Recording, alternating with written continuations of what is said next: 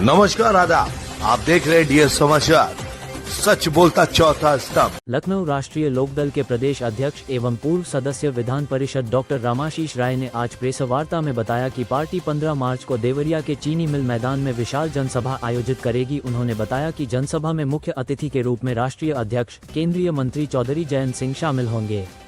इसके अलावा पार्टी के अन्य वरिष्ठ पदाधिकारी और कार्यकर्ता भी बड़ी संख्या में मौजूद रहेंगे। अध्यक्ष ने कहा कि पार्टी किसानों, युवाओं और आम जनता के मुद्दों को मजबूती से उठाने के लिए प्रतिबद्ध है और संगठन को बूथ स्तर तक मजबूत किया जा रहा है। वहीं अखिलेश यादव के पास नहीं है कोई मुद्दा। जयंत चौधरी का यूपी दौरा, 27 की तैयारी में जुटी राष्ट्रीय लोकदल, पार्टी को यूपी में भी करना है विस्तार। संवाददाता सुभाष चंद्र, आप देख रहे हैं डीएस समाचार। हमारे चैनल को लाइक और सब्सक्राइब करना ना भूलें। उसी की जानकारी देने के लिए आपको बुलाया गया है।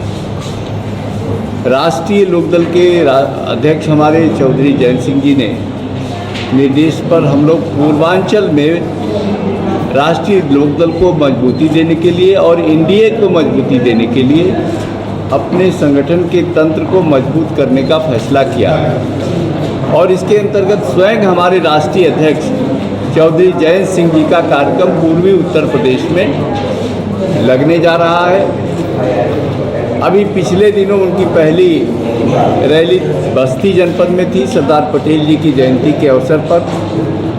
दूसरी रैली उनकी देवरिया में होने जा रही है। देवरिया चीनी मिल के मैदान में, बड़ा मैदान है, बड़ी रैली होने का फैसला किया गया है और देवरिया कभी राष्ट्रीय लोकदल का गढ़ हुआ करता था, तो देवरिया का भी कार्यक्रम उन्होंने 15 मार्च 2026 को तय किया है। इसके बाद हमारी रैली आजमगढ़, जौनपुर और गाजीपुर में भी आयोजित होने वाली है। तो हम लोगों ने अपने संगठन के तंत्र को मजबूत करते हुए और राष्ट्रीय लोकदल को सक्रिय करते हुए एनडीए को पूर्वांचल में और मजबूत करना चाहते हैं। पिछले दिनों जिस तरह से विधानसभा हो या लोकसभा हो, पूर्वांचल में कहीं न कहीं कुछ कमजोरियां दिखाई दी, जिससे के कारण हमें उतनी अपेक्षित सफलता नहीं मिली थी। और राष्ट्रीय लोकदल उस कमी को पूरा करने का फैसला किया है। हम पूर्वांचल को इतना मजबूत करेंगे कि पुनः 2027 में भारी बहुमत से एनडीए की सरकार उत्तर प्रदेश में बने, इसकी कोशिश में हम लोग लगे हुए हैं। इसी की जानकारी आपको देनी है। इसके बाद हम सम्मेलन करने के बाद, सभा करने के बाद बूथ सम्मेलन करने बूथों के जो हमारे एजेंट हैं और सेक्टर प्रमुख हैं, उनका कार्यक्रम हम 30 दिसंबर तक हर विधानसभा का, पूरे उत्तर प्रदेश के हर विधानसभा में हम इस कार्यक्रम को करने का फैसला किया। बाकी जो आप पूछना चाहें। सर, जयंत जी का कोई भी शेड्यूल बना है पूर्वांचल या लखनऊ साइड के लिए? अभी 15 मार्च को आ रहे हैं, देवरिया आ रहे हैं। सर, आज जिस तरह से अरविंद केजरीवाल और मनीष सिसोदिया से कथित आरोप जो उनके ऊपर लगे थे शराब घोटाले पर, वो बरी हो गए, इसको लेकर आप क्या कहना चाहते हैं? कई न्यायालय ने उन्हें बरी कर दिया है। इसमें न्यायालय पर कोई टिप्पणी नहीं किया जा सकता। वो कह रहे हैं कि प्रधानमंत्री और अमित शाह के तहत, षड्यंत्र के तहत उन्हें फंसाया गया।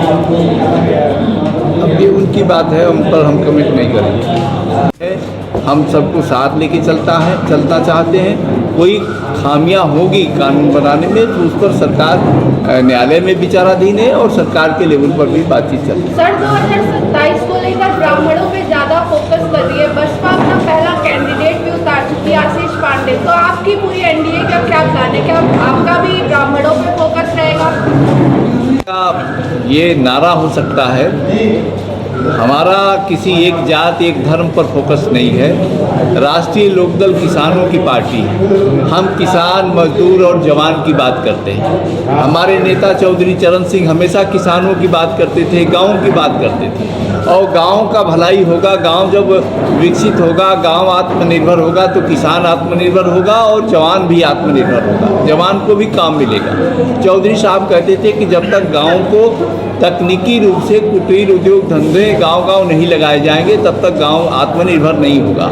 और जब कुटीर उद्योग धंधे गांव में भी लगेंगे तो उससे क्या है, गांव आत्मनिर्भर होगा और नौजवान को काम मिलेगा, किसान को भी उनके उत्पादन का लाभकारी दाम मिलेगा। तो हमारी पार्टी उसी दिशा में सोचती है, सबको साथ लेके चलती है। जाति, वर्ग और धर्म के आधार पर कोई निर्णय नहीं लेना था। क्या विधानसभा चुनाव में पूर्वांचल में सीटों पर लड़ेंगे? हाँ, जहाँ हमारे अच्छे कैंडिडेट होंगे और हम इसकी तैयारी कर रहे हैं, जहाँ जहाँ कैंडिडेट होंगे। कितनी सीटों पर तैयारी कर ली सर? नहीं, हम लोग तो सभी 403 सीटों पर हम लोग एनडीए की तरफ से लड़ेंगे। सर क्या पंचायत चुनाव में भी आपके कैंडिडेट लड़ेंगे? हाँ, पंचायत चुनाव अगर होगा तो निश्चित रूप से हमारे कैंडिडेट लड़ेंगे। हमारी तैयारी भी चल रही है और पंचायत चुनाव आम तौर पर दल की सीमा में नहीं होते हैं, क्योंकि दल वाले भी नहीं मानते हैं। तो पंचायत चुनाव सभी दल अपना अलग अलग ही लड़ेंगे जब भी होगा। अखिलेश यादव रामनवमी के बाद अपने चुनावी बिगुल फूटने जा रहे हैं नोएडा से, जो कि नोएडा में हमेशा एक अंधविश्वास के तौर पर देखा जाता है। तो अखिलेश यादव चुनावी अपना वहीं ये अच्छा कदम उन्होंने उठाया है अखिलेश यादव ने कि अंधविश्वास को उन्होंने तिलांजलि दे दिया है। नहीं तो बहुत सारे मुख्यमंत्री जाते ही नहीं थे नोएडा। ये अच्छा है, अच्छा संकेत है और इसके लिए जोगी जी को बधाई देना चाहिए, क्योंकि आदित्यनाथ जी ने ही इस परंपरा को तोड़ा है। सर अखिलेश यादव प्रशांत किशोर की कंपनी आईपैक को हायर कर रहे हैं विधानसभा चुनाव की स्ट्रैटेजी बनाने में, उस पर आप क्या कुछ कहेंगे? वो हर राजनीतिक दल को अपनी अपनी स्ट्रेटजी बनानी है, लेकिन मुझे लगता है कि 2027 में जनता पुनः एनडीए को भारी बहुमत से सत्ता में लाएगी। परसेप्शन है कि आपकी पार्टी एक जाति और कुछ जिलों की पार्टी इसमें मानी जाती है। विशेषकर जो तराई क्षेत्र है पूर्वांचल का, वो किसान बहुल इलाका है, गन्ना बहुल इलाका है और हमारी पार्टी किसानों के हित के बारे में सोचती है। पहली बार उत्तर प्रदेश में किसानों के गन्ना मूल्य 30 रुपया प्रति कुंटल बढ़ा है।